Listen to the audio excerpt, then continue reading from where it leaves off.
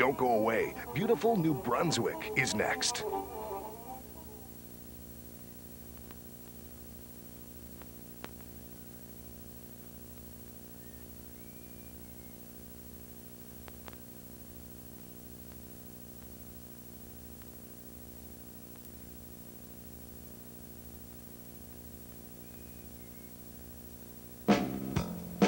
And now, this week's showcase.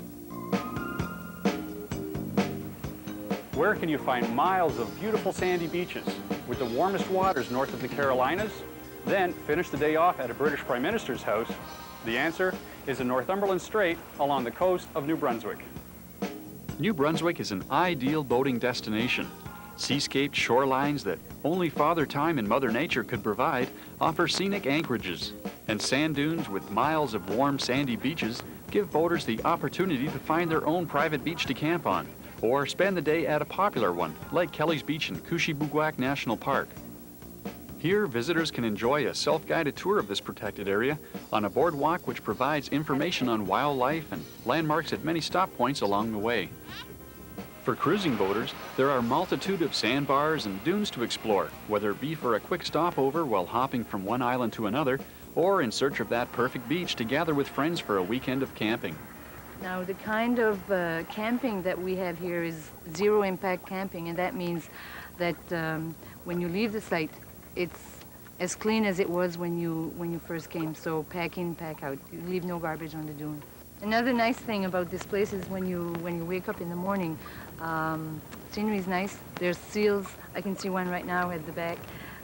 Birds, you'll hear birds singing, and so very peaceful, very, it's almost kind of a magical place, I guess. The park is also home to the second largest tern colony in North America. Here, the fragile species have their own island, which is also named after them.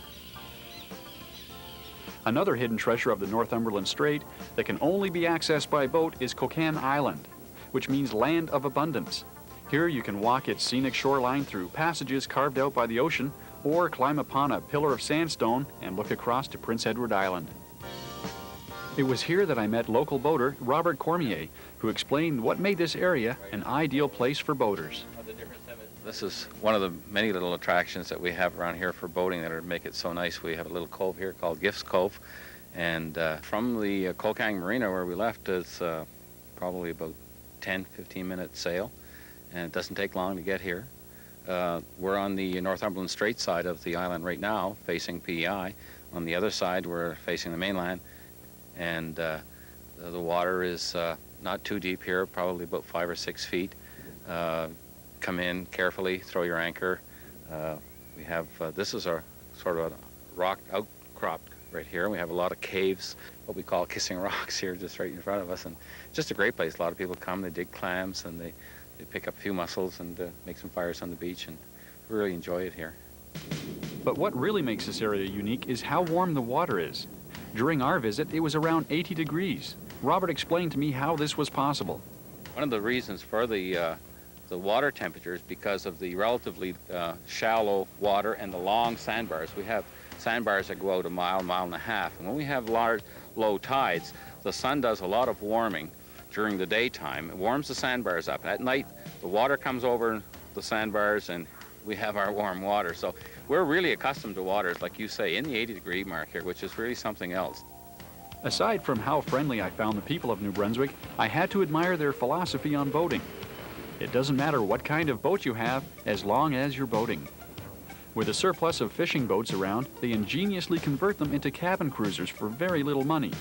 Some like to keep the huge open aft deck that a fishing boat offers, and some go all out to create that complete cruiser. However, there are always exceptions to the rule.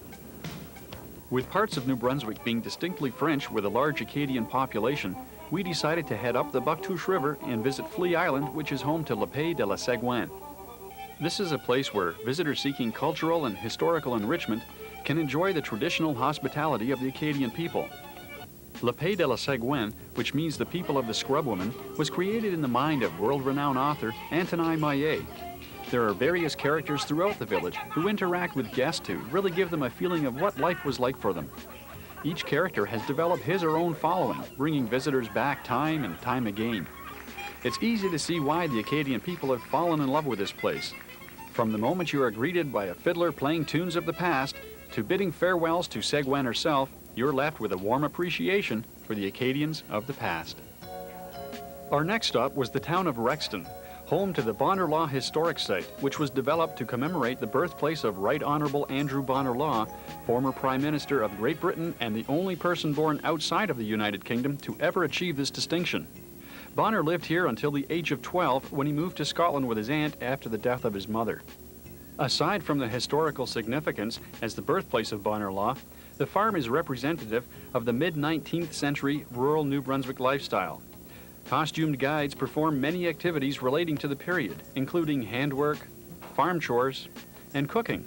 So while I was there, I just couldn't pass up an invitation to have fresh lobster for dinner in the Bonner Law dining room. Besides, this is probably as close as I'll ever get to having dinner at a Prime Minister's house. So if you're planning a vacation in the Maritimes, be sure to visit the Northumberland Strait. Warm waters, scenic beaches, and a colorful history make this part of New Brunswick a worthwhile destination for the whole family.